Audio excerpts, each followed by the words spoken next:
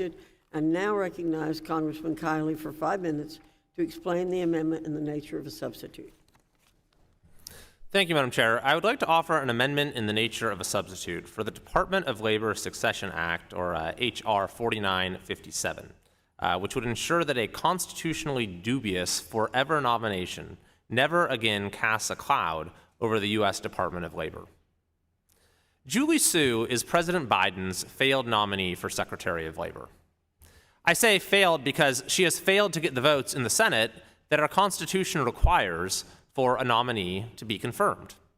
In fact, on July 20th of this year, that was almost 2 months ago, Ms. Su broke a record. She became the longest pending cabinet nominee when the same party controls the White House and the Senate since 1887. For months, the administration put on what was described as a full-court press to secure Su's nomination, setting up a war room and putting relentless pressure on senators.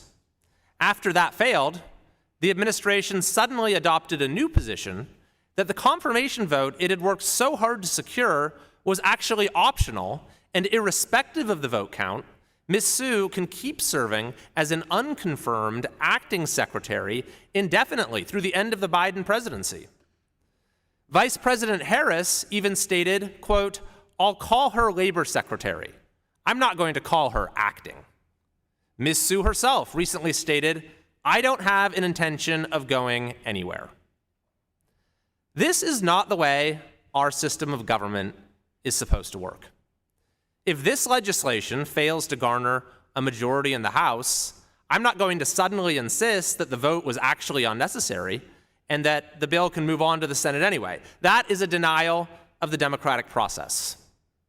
What President Biden is attempting here is an insult to the voters whose elected representatives in the Senate spent a great deal of time meeting with Ms. Su, attending her confirmation hearing, evaluating her record, only to be told it was all just play acting, that the president can install his secretary regardless of what the Senate decides. So how is the administration attempting to justify this lawlessness? Through tortured statutory construction.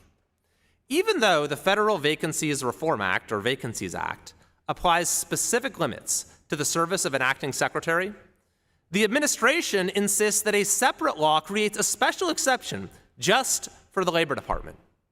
Since the general limits of the Vacancy Act are not mirrored in a 1946 law dealing specifically with the Department of Labor, the argument goes, those limits can simply be ignored in this particular case. This argument is far-fetched and, even if valid, would run squarely into the Constitution's advice and consent clause. Still, H.R. 4957 will close the door on it entirely by clarifying federal law. It will assure that the Department of Labor is not led by an unconfirmed nominee indefinitely. It will assure that the same limits that apply to an acting secretary of any other department also apply to the Department of Labor. We should also be mindful of why it is Ms. Su has faced strong bipartisan opposition in the Senate, forcing the president to resort to the current anti-democratic scheme. As long as Ms. Su continues to serve as acting secretary, workers are less secure, employers are left less confident, and taxpayers will be expected to foot the bill for any mismanagement. Workers are less secure under Ms. Su because she was the chief enforcer of AB 5, a California anti-independent contractor law. AB 5 essentially fired countless workers across California's gig economy, from photographers to musicians to independent journalists. Now, she is attempting to nationalize the core of AB 5 through executive rulings and federal legislation. We should not export one of California's failures to the rest of the nation.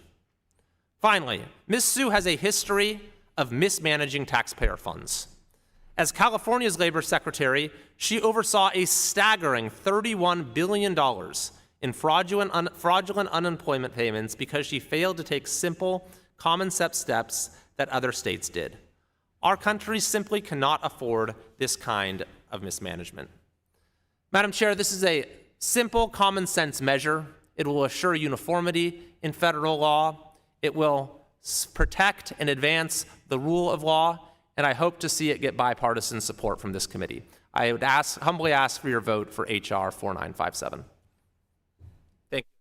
Thank you, and I yield back.